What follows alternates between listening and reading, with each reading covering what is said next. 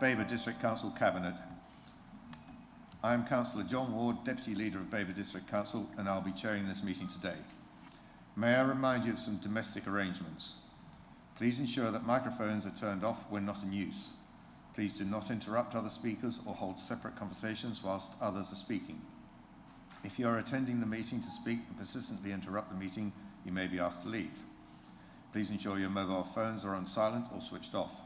And finally, we'll be using e-voting for this meeting on the modern.gov app, so please could members make sure they are logged in and ready to use the app.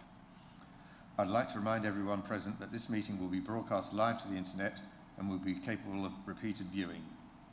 The whole of the meeting will be filmed, except where there are confidential or exempt items. The Council, members of the public and the press may record, film, photograph or broadcast this meeting when the public and the press are not lawfully excluded. Can I now move to the agenda, please? Item 1, apologies for absence. Thank you, Chair. We have apologies from Councillor Deborah Saw, Councillor Jessie Carter and Councillor Sally Davies. Thank you. Item 2, to receive declarations of pecuniary, other registrable or non-registrable interest by members. Are there any to declare? Nope. Thank you. Item 3, to receive notification of petitions in accordance with the Council's petition scheme. None received, Chair. Thank you. Item 4, questions by councillors. None received, Chair. Thank you. Item 5, matters referred by the Overview and Scrutiny or Joint Audit and Standards Committees. There are no matters referred, Chair. Thank you. Item 6, the forthcoming decisions list. Members of the Cabinet, are there any comments? Nope. Great. Okay. Now we'll move on to the first substantial item of the agenda this afternoon. Unfortunately, you're going to have to listen to me a lot today.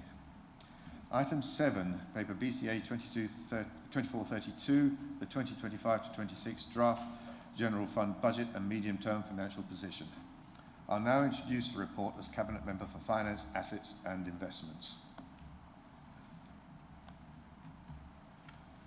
I'd like to introduce report BCA 2432, the 2025-26 draft General Fund Budget and Medium-Term Financial Plan.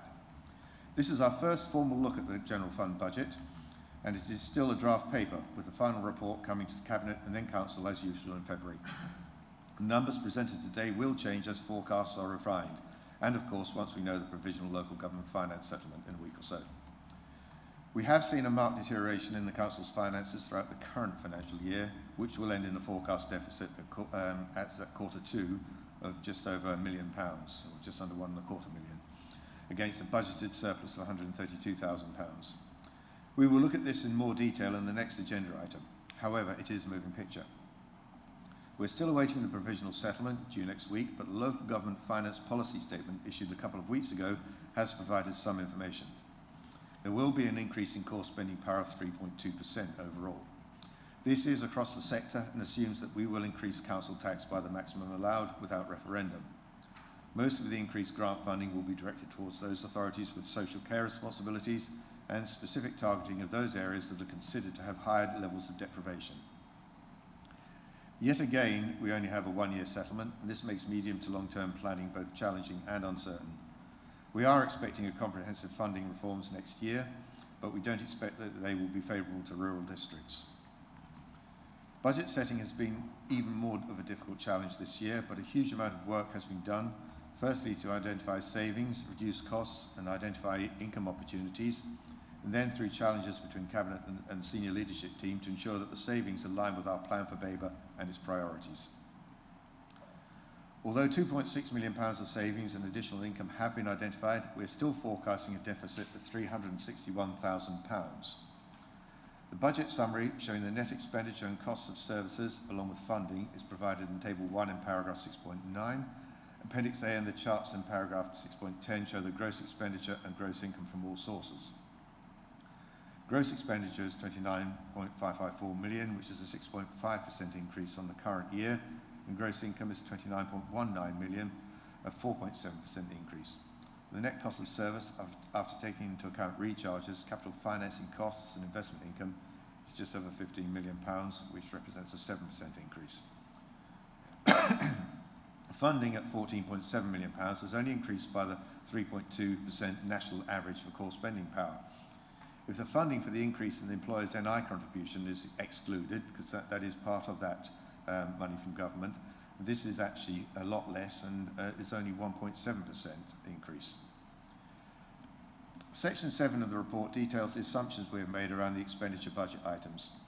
The largest of these is, of course, our staff budget, and even with the pay award and incremental salary increases, the draft employees' budget is only slightly up after taking into account funding for some posts, with a net £330,000 reduction in salaries as a separate individual item.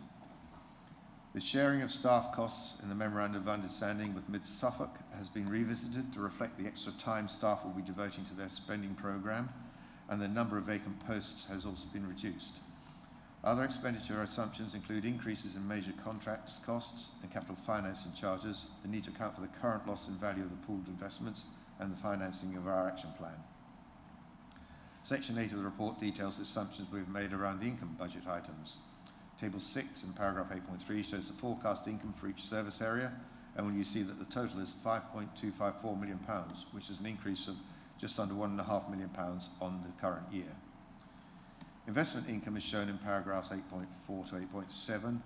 Income from SIFCO is forecast to remain stable, which is good, but pooled fund income will be substantially lower than this year, mainly due to no longer having the UBS fund. We will also be transferring £1 million of investment income to reserve to cover the pooled investment loss.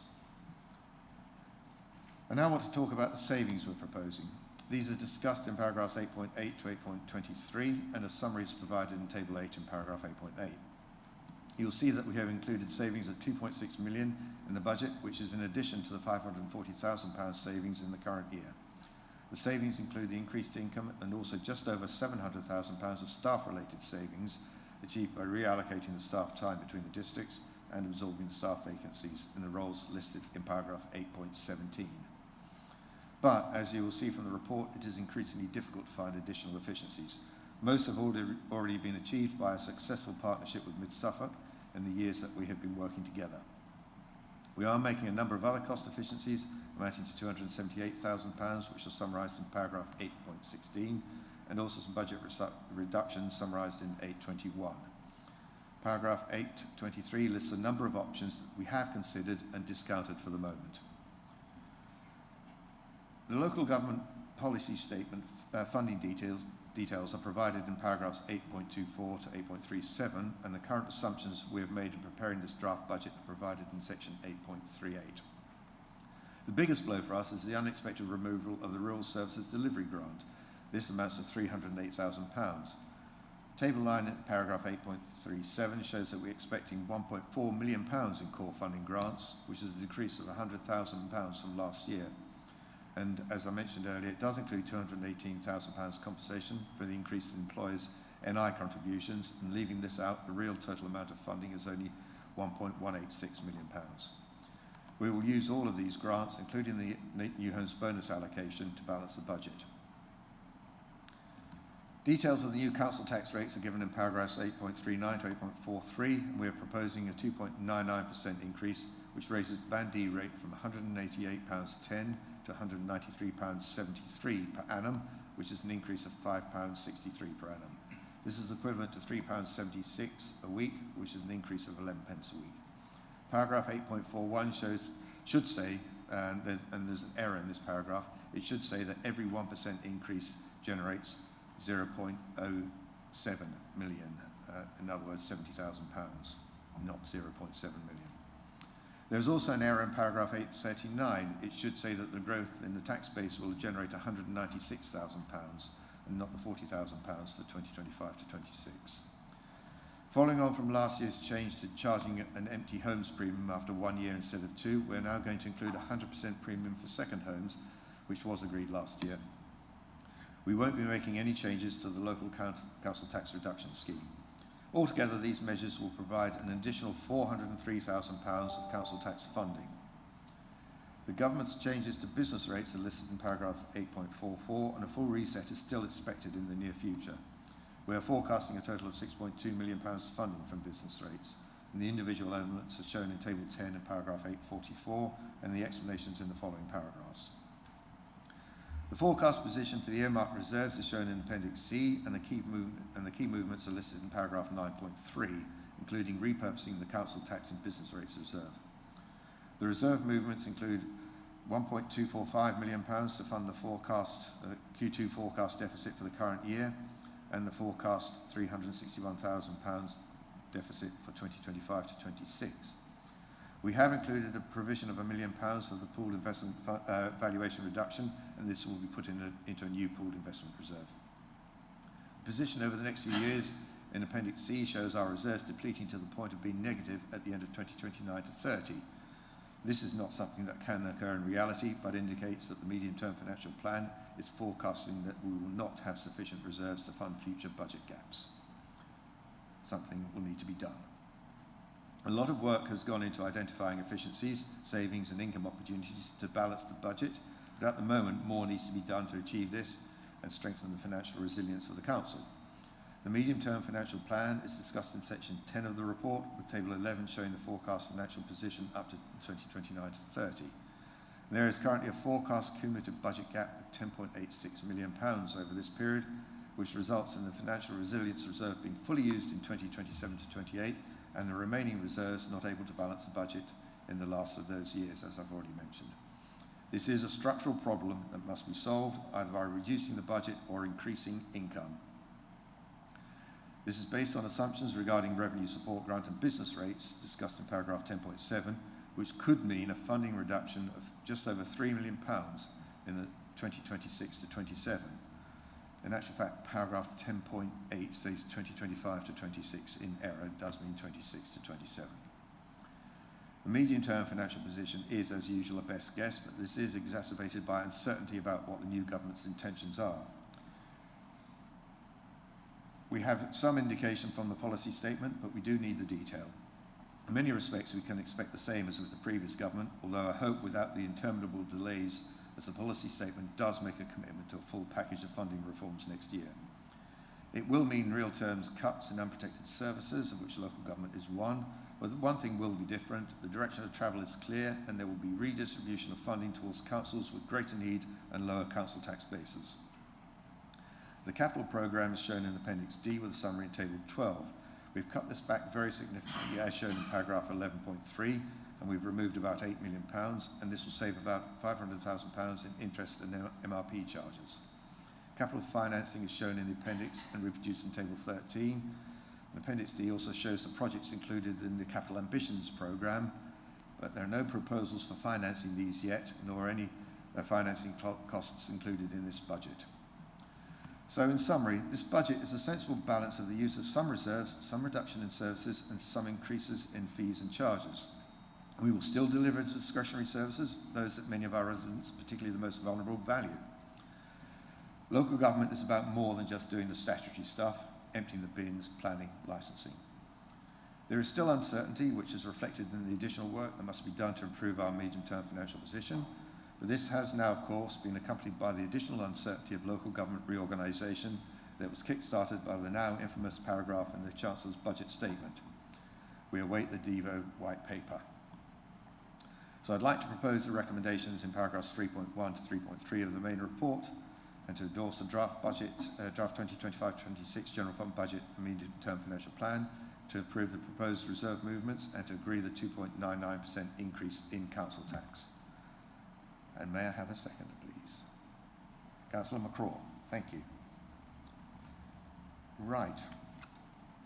Members of the Cabinet, do you have any questions? Councillor Derek Davis, Councillor McCraw, and then Councillor Helen Davis. Yeah, thank you. Could you clarify in the executive summary 4.1H the 2.99 increase? That is just Babergh's proportion of the council tax increase, and is just for Band D. Am I correct? That you are absolutely correct in that. It's the 2.99% average Band D increase for the Babergh element of the council tax. I have no knowledge of what the County Council intends to do, what the Police and Crime Commission intends to do, or the parish precepts, which many of us have to pay as well. So the ultimate total council tax that residents will have to pay will be the sum of all those four elements. But this budget is only addressing the Babergh element. Yeah, it's just that when you read that line alone, it looks as though people just have to pay £193 something a year for their council tax, which of course we know is not the case. No. We will probably make that clearer in the next version of the report. Thank you. Councillor McCraw. Thank you, Chair. I think the first thing that people would look at this is that when councils, any government organisation talks about savings, they ask themselves the question, well, what's that going to mean to us? So is it anticipated that the savings of £2.5 million are going to have an impact on the services that our residents receive? I think that's a fair question for them to ask.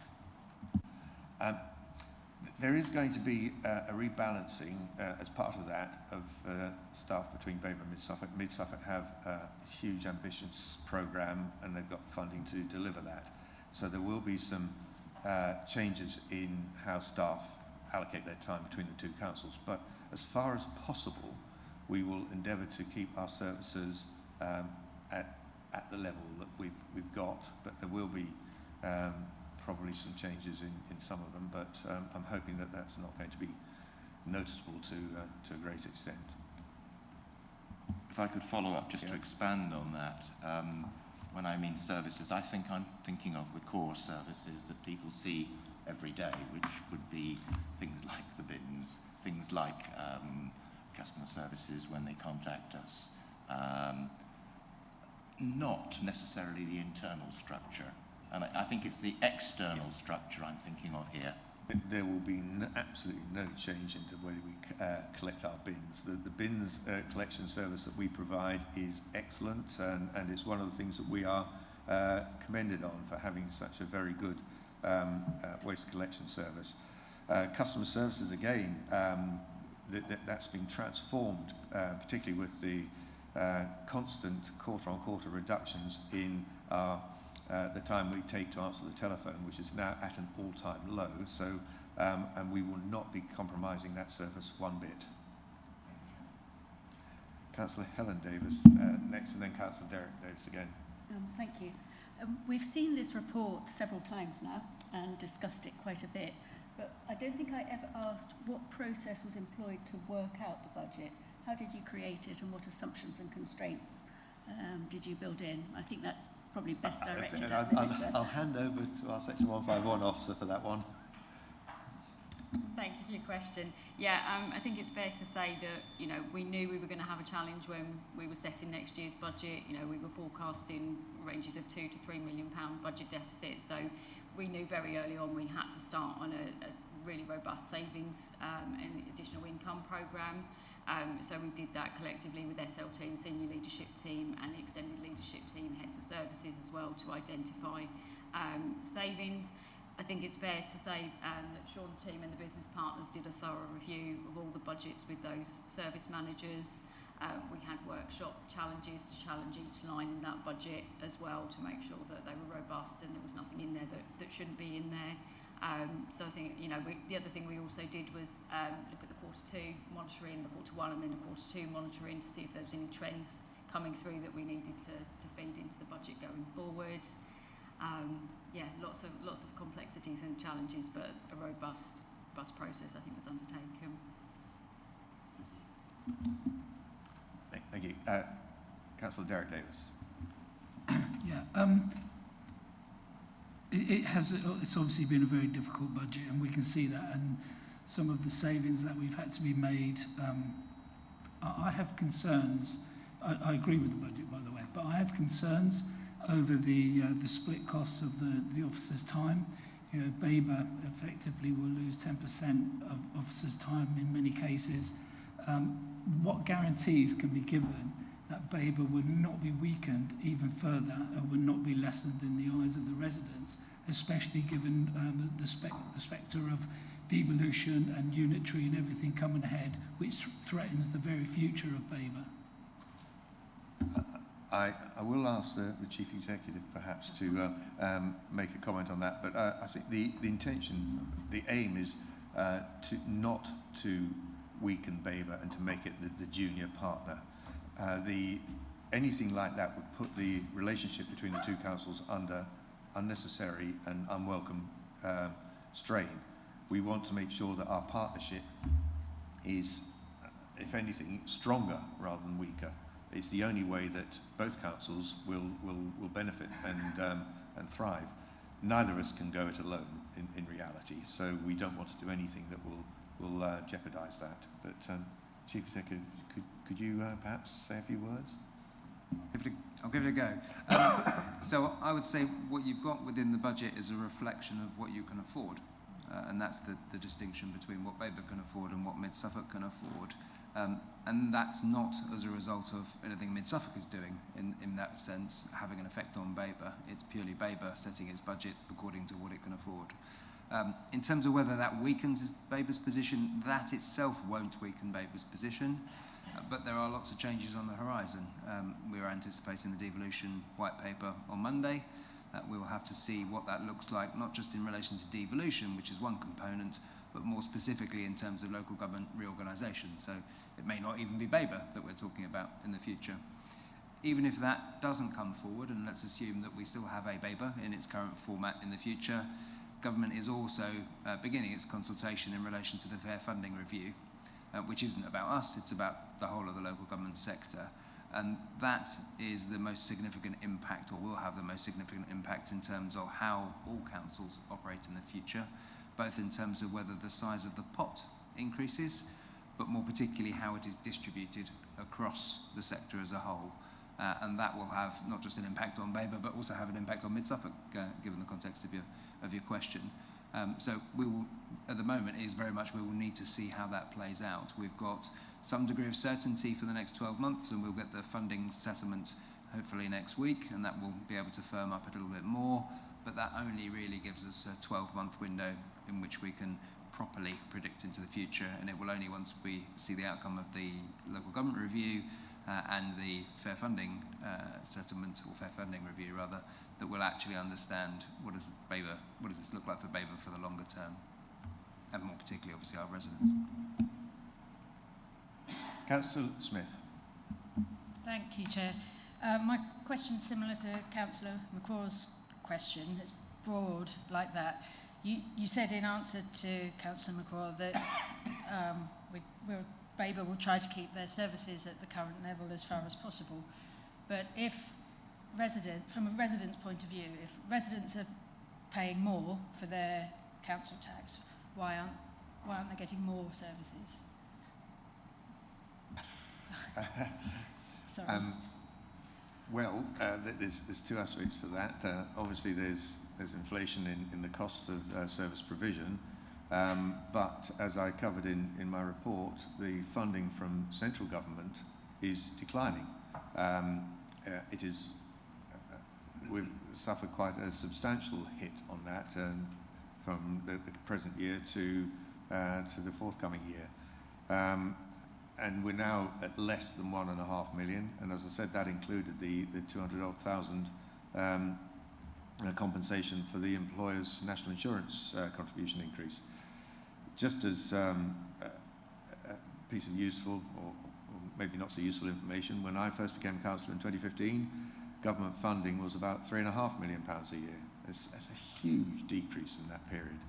So we are increasingly having to be more self-sufficient in terms of funding the services we provide, and that includes both council tax and, I'm afraid, fees and charges. We apply to a number of services, both things like the planning, which is a statutory service, but more importantly to the discretionary services, which are the ones that people do, many of them do value, and we don't want to remove those, and so consequently we have to have a way of making those services pay.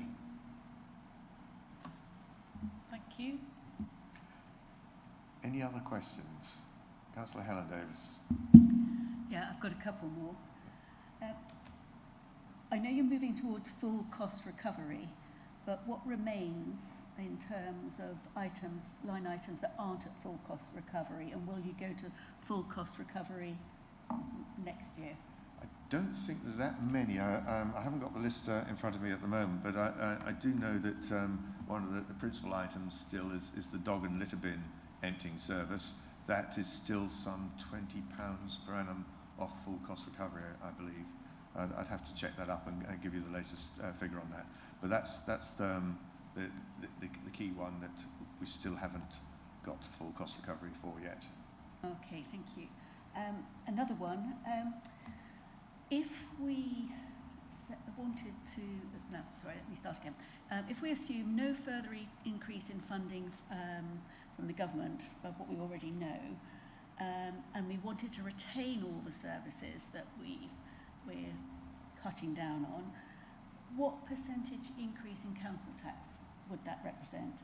And I only asked that because I was reading in a local government flyer that one council was looking to put its council tax up by 25%, which I didn't really understand how they could do, but... in terms of what percentage increase would that represent, that'd be something that I think would have to work out. It's not a figure I can give you off the top of my head at the moment. However, what I will say is we're already up to the maximum limit allowed without a referendum, so anything above that would require a referendum.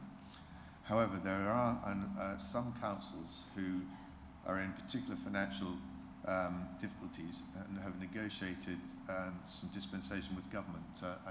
I can't remember, do you know how many councils is that, Melissa? And is 25% seems quite a large increase. But that would be through a specific arrangement with government to do that. Okay. Trying to sell a 25% increase to residents is not an easy one, I don't. Councillor McCraw and then Councillor Smith. I hadn't actually... Oh, sorry. All right. Yeah. Sorry. And my final question is around publicity. How are we going to explain all this to our residents? Because we know we've been through a very detailed process to get here and everyone's made the best decision possible. But how are we going to explain that to our residents? So that is a very help them to understand. Very, very good point. We will, in the run-up, in February, as we approach the Cabinet and Council meetings, we will have to have a very clear and comprehensive communications programme with our residents and also with our town and parish councils, because the pain that we've gone through, they do need to understand that, and that we have been mindful of the balance between delivering services and not putting too much of a financial burden on them. And I think we've got that balance pretty much right at the moment. So, but yes, it'll have to be a very strong communications programme. Thanks. I'll stop asking questions That's now. okay. Councillor McCraw. Yeah, just referring to this increase in council tax, because it's obviously the key, everybody, the headline figure, 2.99%, our maximum. It was referred to earlier, but I confess I can't find it, and I think there was a misprint in the papers. How much has the 2.99% increase actually raised towards the council's income, or will raise towards the council's income in cash terms? And when we're talking about a deficit, how much of that deficit has been taken care of, or would be taken care of by that increase? Gosh, what was the number? I did have the number somewhere. Well, it's going to be just over £200,000. 216, is it? £207,000. As a follow-up to that, could I ask how much the complete withdrawal of the Rural Delivery Services grant that the government used to give us, that was withdrawn at very short, no notice in fact, how much was that in comparison with what we're talking about, 310? That was £308,000. 308,000. Yeah. How much was that Rural Services Delivery grant that's been taken away? We've lost all of it. How much is that? The 308, that's what we were... That's the 308 is for the Rural Service Delivery grant, so the increase in council tax is less than that at 210? 200, yeah, so there's about £100,000 difference between the two. So, in fact, the 2.99% does not represent a huge increase in the terms of the council's finances. Oh, no, I see what you... Yeah. My point is I'm trying to drive at this point that what everybody regards as being an iniquitous increase, although it's only fractions of a percent above the current rate of inflation, many other costs are rising a great deal higher than 2.99%. If you look at your mobile phone or your Wi-Fi contracts, you will see that percentages are built in at much higher levels.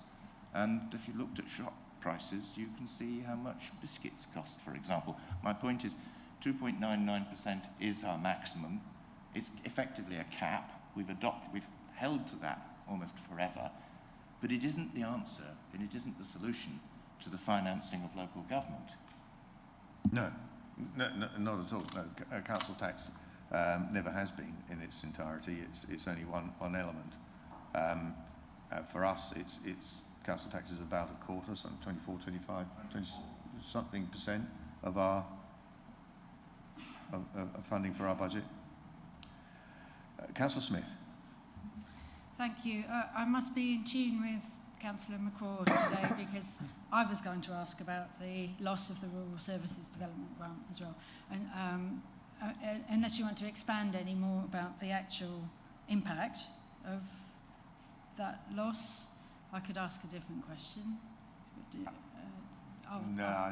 probably not much more I can say about that. It's said enough about that. I just wanted to ask about the creation of the 2 new reserves. Can you explain, or the way the reserves have been divided in this budget compared to previously? Well, the reserves listed in the report are the earmarked reserves, those that are set aside for specific purposes. And we've identified that we do need the transformation reserve and also the pooled investment reserve because of the nature of, in the terms of the latter, the possibility for any further losses on pooled investments. We have to make that provision. And Melissa, the transformation reserve, that's a sort of administrative functions, isn't it? Yeah, please, yeah. Yeah, so what we've done in this budget report is try to make it clearer for the 3 purposes of your earmarked reserves. We've tried to make that really explicitly clear so that you've got sort of a financial resilience and risk set of reserves to mitigate any risks or any challenges that we face coming forward. And then the next section in there is your service reserves, so those that are earmarked to deliver certain services, grants that we get in that we have to ring fence to provide those services. And then we've also got your corporate priorities reserves as well to deliver on council's ambitions as well. So, we want to protect the financial resilience and risk reserves at the forefront of all of it, but we want to make sure we can continue to deliver the priorities we want to. So we've tried to make that a little bit clearer in the report as well.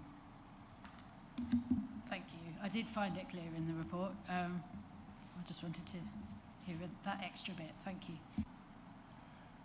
Any further questions or ready to move into debate?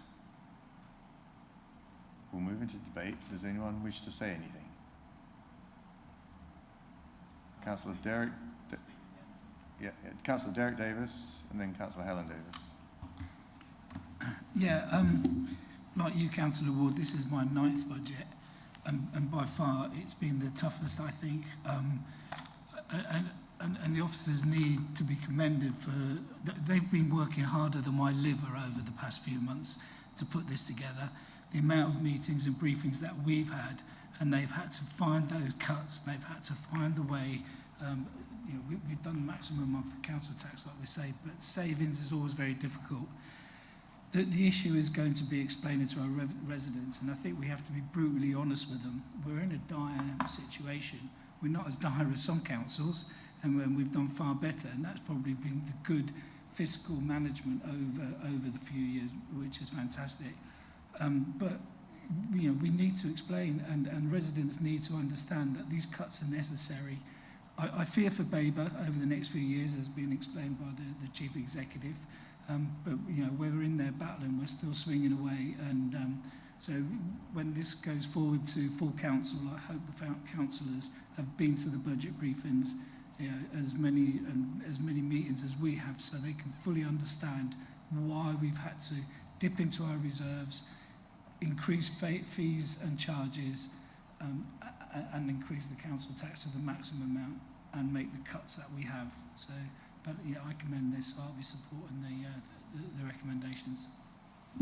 Thank you. Councillor Helen Davis.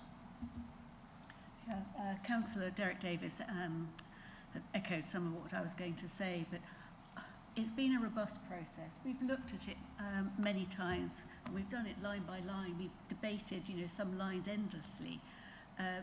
So you know, we've reached a point where we probably can't go much further. And I think Councillor Derek Davis is correct in that selling this to our residents is, you know, going to be a tough ask, which is why I asked the question about publicity. You know, that said, we all know we have money coming in each month, and you try not to spend more than you get in, because you just get into difficulties. You know, there's a limit to how far you go. You know, and if you roll that up to, you know, a budget the size of Babergh, where you're looking at increased employment costs, because I don't know if we've got anyone on minimum wage, but minimum wage has gone up. Good, no. You know, national insurance has gone up. You get the mandatory pay increases each year. You know, everything has gone up. You know, I'm sure my food shop each week has doubled. My husband might not should eat so much, but you know, everyone recognises we are in difficult circumstances. So I think we have to be happy with how we've gone about this, and now we really need to turn it over so to our residents and help them understand how we got there. And I think they won't like it, but they will understand it. My concern is what happens when we run out of reserves. Is that a rhetorical question? But it is, and I don't think we have the answer to that at the moment. No, but there will have to be an answer. We will. There's more work to be done in future years in terms of how we can be more resilient, sustainable. Thank you. Anyone else? You want to say something? Well, I was going to close the debate if I was, you know, as being a seconder, I believe that's my right. So I'm just obviously going to support the budget because we've worked so hard on it. I also commend the entire finance team. This has been the most difficult process of all of those that I've been involved in. And I've been involved in budgets before I came here. So this is not my first ball game. I'm drawn, well, to two or three things. Every year I write a report for my parish, and it's also read by people outside my parish, I know, explaining our finances, explaining our budget, in fact, explaining the very principles of taxation on some occasions. We're not going to go into that, but I absolutely adore a good pie chart. And if you look at charts 4 and 5, I think you can see the essence of the budget. I've been asking for pie charts like these for years, and I'm glad to see them so well presented. Expenditure 29.554 million, income 29.19 million. I'm tempted to quote Mr. McCorber, but I'm not going to. If you don't know the reference, you haven't been reading your Dickens. Not that I do anyway. I would point out that there's your gap, the 0.554 to the 0.19. That's your gap. That's where we're drawing on reserves, this spare change, if you can call it that. But I'm drawn to two things. First one is some of the assumptions that people make on the income of councils. I do hear a lot, and it's not always meant pleasantly. We pay your wages, don't get any wages. We pay your whatever. We pay for the council. And I have to say, I'm terribly sorry, but actually, in some ways you don't, because council tax is 24%, less than a quarter of the income. Business rates makes up another 21%. And then the other one was, well, the government make up the money for you and we pay that. And no, the government make up 5% of the money. Effectively, those three together is a 50% cut of the income of the council. And the rest is actually down to our careful fiscal management through investment income, reasonable sales fees and charges, rentals, careful use of the HRA and capital recharges, service grants and other things. Broadly speaking, we try to make this council run as financially successfully as it is possible to do. And let's not forget, it was only 2 years ago, or less than 2 years ago, we were named Council of the Year. And part of that was because of the way we operate in terms... It was this year, fine. We are still Council of the Year. Great. Fantastic. The point I'm making is the assumptions often made. So I'll be writing a report and trying to break this down. And the other assumption is, how do we spend the money? And the fact is, in any organisation, in business, in retail, in whatever sphere you go, employee and premises costs are your largest section, and that's the case here. 48% of the council expenditure is on the employees who deliver the services and the premises from which they deliver them, because it's not just our use of this building. And then the rest you can see, there's a breakdown later on in the report as to which service areas receive the money. That's a different breakdown. But it's the employees that make the council work. We are, if you like, just the guardians of that work.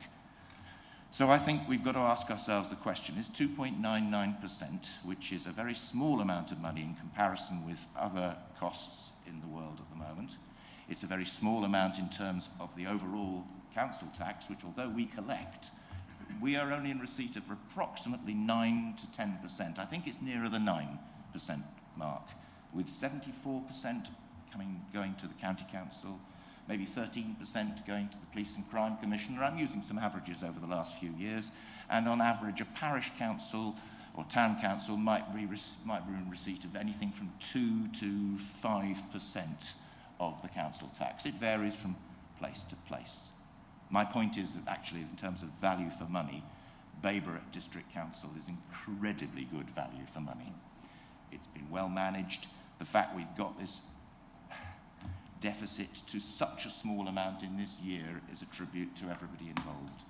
And I think we should be able to sell this budget and to say, look, this is damn good considering what we're up against. And so much could be much worse, and we have to look for the future. And we have to deliver the services, so I shall be thoroughly supporting this and what's more, shouting about it. Thank you, Chair. Thank you, Councillor McGraw.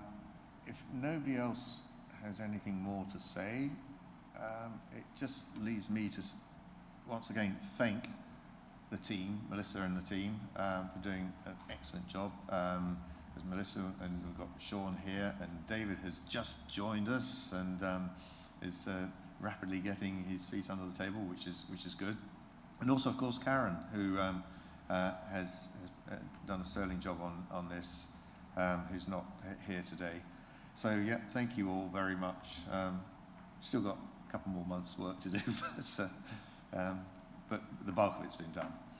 So now we've got the recommendations, and I'm not going to read them out again. You've got them in the report. They've been proposed and seconded. So I'll now ask the governance officer to conduct the vote, please. Thank you, Chair. That vote is now in progress.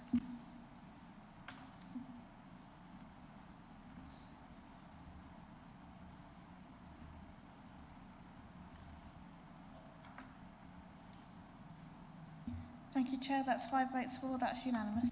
Great, thank you very much. So now we move on to the next item. And the next two items are just the quarter two reports for General Fund and HRA. So hopefully we'll be able to get through those quite speedily. But unfortunately, you've got to listen to me on both of those again. So item 8, paper BCA 2433, the General Fund Financial Monitoring 2024 to 25 quarter two forecast. And I'll now introduce the report as Cabinet Member for Finance, Assets and Investments. Right, so I'd like to introduce report BCA 2433, the quarter two General Fund Financial Monitoring for this year, covering the revenue and capital financial performance for the period April to September. It highlights the major year-end projected variances that are expected compared with the budget if current trends are maintained. The actual outturn at the end of the year will be higher or lower than the amounts currently predicted, depending on performance over the rest of the year. So there's a forecast of just under £1.25 million deficit against a budget surplus of £132,000, and this is an overspend of 1.377 million. This is an increased deficit since quarter one. Paragraph 7 on page 58 does have a slight error there. The increased deficit is actually £219,000. Now, we've just looked at the draft budget for 2025 to 26, and this forecast has been included in the medium-term financial plan that we have discussed. As usual, the table on page 60 in the appendix summarises the variances for the service costs, income and funding, and the detail for each service is provided on pages 61 to 65. In summary, there's a net expenditure overspend of £598,000, which rises to a net cost of service of £1.133 million when financing costs and investment income movements are taken into account. The numbers in paragraphs 10 and 11 on page 58, I'll just draw your attention, aren't quite right. In paragraph 10, it should say a £275,000 decrease in financing charges. In paragraph 11, it should say £810,000 net decrease in interest income and adverse variance of £198,000 on interest income. Vacancy management factor and the savings programme have been accounted for in the budget as central budget items held by corporate resources. Savings against these are recognised in the net expenditure for individual services, which is why the full-year forecast against the central items is showing zero. We are on course to achieve the savings we included in the budget, but we won't achieve the 5% vacancy management factor built into the budget, unfortunately. The savings programme is itemised on page 66. And moving on to funding, there's no change to the business rates forecast, which remains at £244,000 under budget. The reserves are shown on page 67, and we have now transferred the £538,000 from the expected credit loss reserve to the financial resilience reserve, reflecting the fact that this amount was set aside for the impairment of the loan to Suffolk and is no longer needed for this purpose, as we don't now need to backdate loan impairments. We're still unsure about how we'll have to count for the MRP cost of the Courts Lane shortfall. At the moment, we've assumed a £350,000 provision for the current year, which will be funded from the expected credit loss reserve. The forecast deficit position represents 48% of the financial resilience reserve, which was established to help finance any future year's budget gaps as well as the current year. The capital programme is shown on pages 68 to 71. Comments on the larger schemes are provided in paragraph 18 on page 59. Most of the schemes are currently forecast to spend to budget, but the capital programme is showing an overall underspend of £305,000 on the revised budget.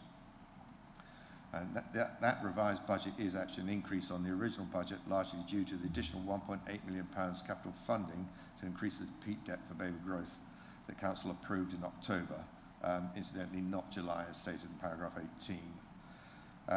Just to remind everyone, this was necessary to enable the project to proceed to completion and have sufficient cash flow to cover the period until sales income started to be received.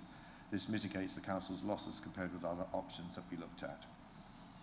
So I'd now like to propose a recommendation in section 3 of the main report, and that is that subject to any further budget variations that arise during the rest of the financial year, the projected deficit on the general fund budget of £1.245 million and the underspend on the capital programme of £305,000, referred to in Appendix A of the report, be noted.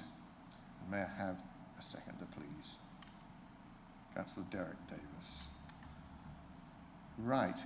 Questions from members of the Cabinet. Are there any questions? No? Councillor Helen Davis.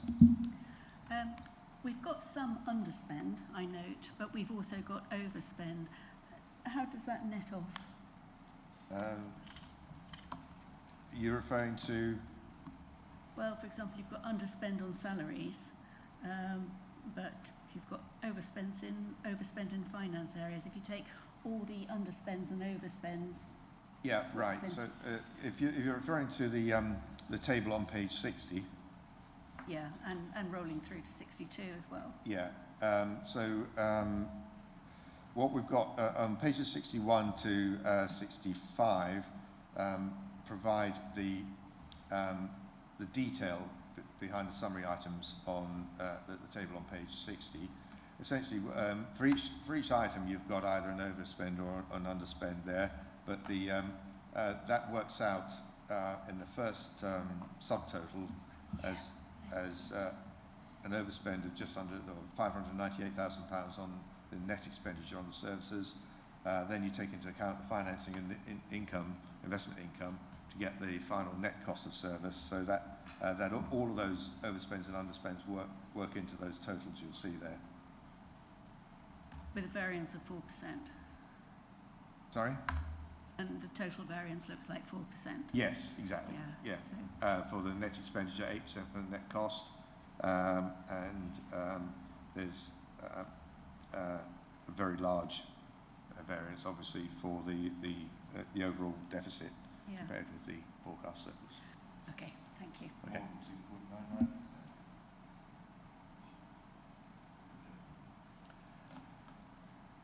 Any other questions? If not, Helen, you got another question, Councillor Davis? How are we doing on Corks Lane in terms of sales? Sales are happening. People are reserving and putting deposits. I don't know the latest figure. I'd have to ask the team, but I know Holly is keeping a close watch on that, and I can get the latest figure from her for you. But we do know there is very good interest in those properties, and the reason being because they are excellent quality and they're good value for money. I think we've priced them just right, and I fully expect that they'll all sell quickly. Yeah, they were good properties when I had a look at them. So it's good news to hear that they are. Yeah, yes, people do selling. want them. People do want them. And well, there is a demand. Hadley's a great place to live, and there is a demand for housing in Hadley. So whenever new housing comes up, it does tend to get snapped up quite quickly. If there are no further questions, we'll move into debate. Does anyone wish to say anything? No? Okay. Right, then I'll now ask the Governance Officer to conduct the vote, please. Thank you, Chair. That vote is now in progress.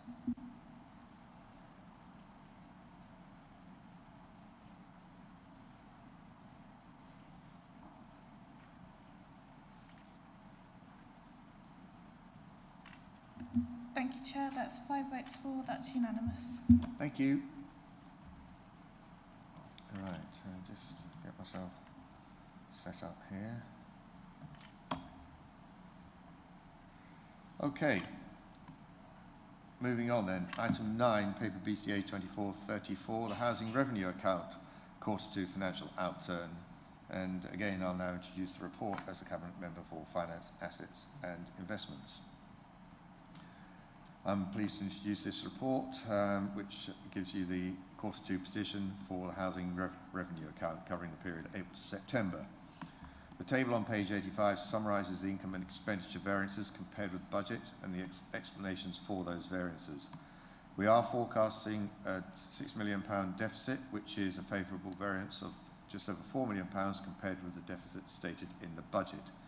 This is a significant change from Q1 due to a now forecast lower capital spend, which means that there is no need for any revenue contribution to capital. Now, you've got to remember that within this deficit, that does include a large loan repayment. So that £6 million loan repayment was approved in the budget back in February. Also, some other points to note, there is an improvement in the income receivable payable position. There is an increase in expenditure, primarily due to large overspend for building services, and explanations for this are provided. And housing management and tenancy services are showing a moderate overspend, and these are both slightly worse than the Q1 position. As stated, the Q1 depreciation has decreased following the latest review. The capital programme on pages 87 to 88 is showing a large underspend of just under £9 million due to delays in decarbonisation, environmental improvements and new builds.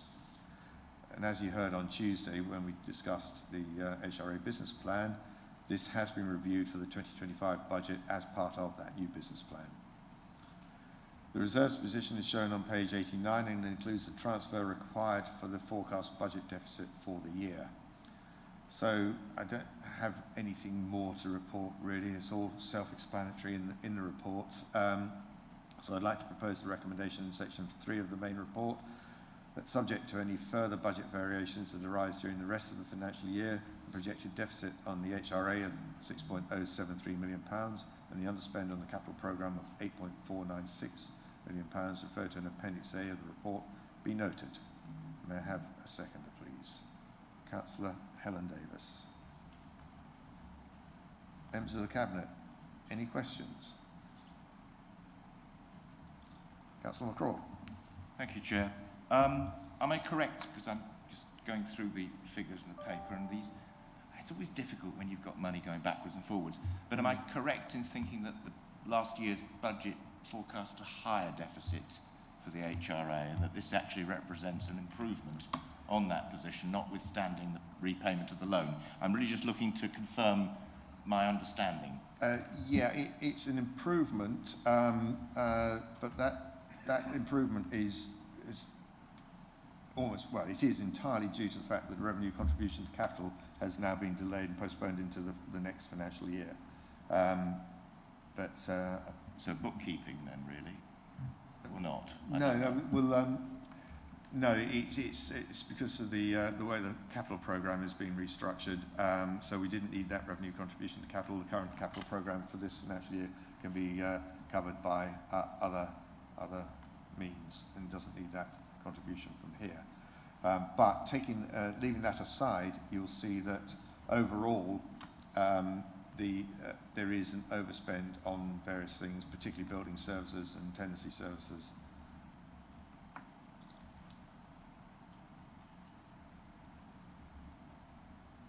Okay, but we know, and we've discussed throughout the year the situation with building services, but how we've had to put in a lot more money to do the work that's required. But we also heard on Tuesday how that has been transformed and restructured, and there's a huge improvement in how that is delivering for us. So we fully expect, and indeed the HRA business plan going forward shows that notwithstanding the situation we've got this year, going forward for the next 30 years, we have a sustainable housing revenue account. Any other questions? Councillor Derek Davis, then Councillor Helen Davis. I don't know why I missed this before, but there's an interesting line in terms of depreciation, saying decrease following latest review by capital team. This seems like really good work. So how did that come about? Can I pass over to Deborah Fenton to answer that? Melissa, okay, sorry. Yeah, so we are extending the life of the depreciation of the housing stock. We've looked at other councils and seen what life they were using. It's a 50-year life, and currently we're on sort of 35 years. So just by extending that useful life, obviously it has a benefit over the longer term as well as in year as well. Councillor Helen Davis. Thank you. It's with respect to the decarbonisation line. I know we're in the middle of applying for phase 3 funding. Do we know how many houses we're likely to be able to decarb? Because I know at the moment collectively between Babergh and Mid Suffolk it's 100. Yes, so this year we've been a little bit more aspirational, and it will be 100 per council. That is in addition to the work we're already doing in terms of our insulation programme. Thank you. And is that match funded? Will it need to be match funded, or will it be totally funded? No, so we usually put in about 60-65% and then get grant for the rest. The higher the contribution you offer up, if you like, the better the chances of you being successful in the application. Okay, I understand. Thank you. Any other questions? Right, let's move to debate. Does anyone wish to say anything? Councillor Smith, and then Councillor Helen Davis. Thank you. You touched on it, that it says about the capital programme, we shouldn't measure the success by the money. It's the outcome, what we're achieving, and as long as going forward everything looks positive, then it's positive financially and positive outcome for the district. That's great. Thank you.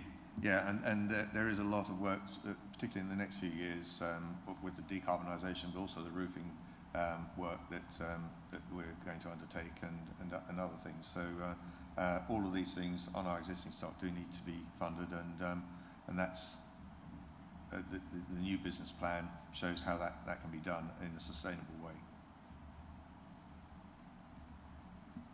Okay, Councillor Helen Davis, are you? Yes. It's a comment really. When I first became a councillor, district councillor, and sat in on a cabinet meeting and looked at the housing report, I thought, blimey, this isn't great because of the number of repairs that were outstanding.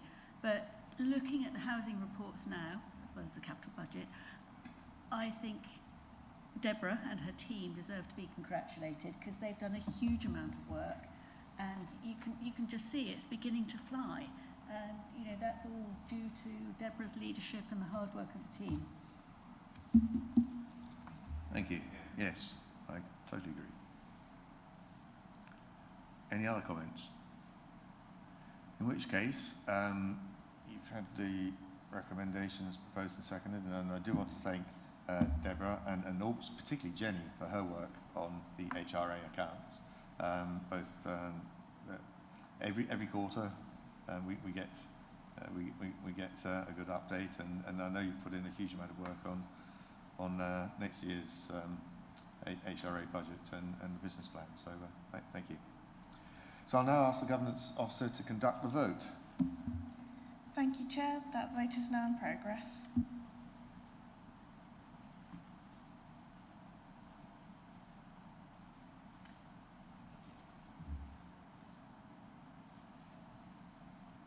Thank you, Chair. That's 5 votes for. That's unanimous.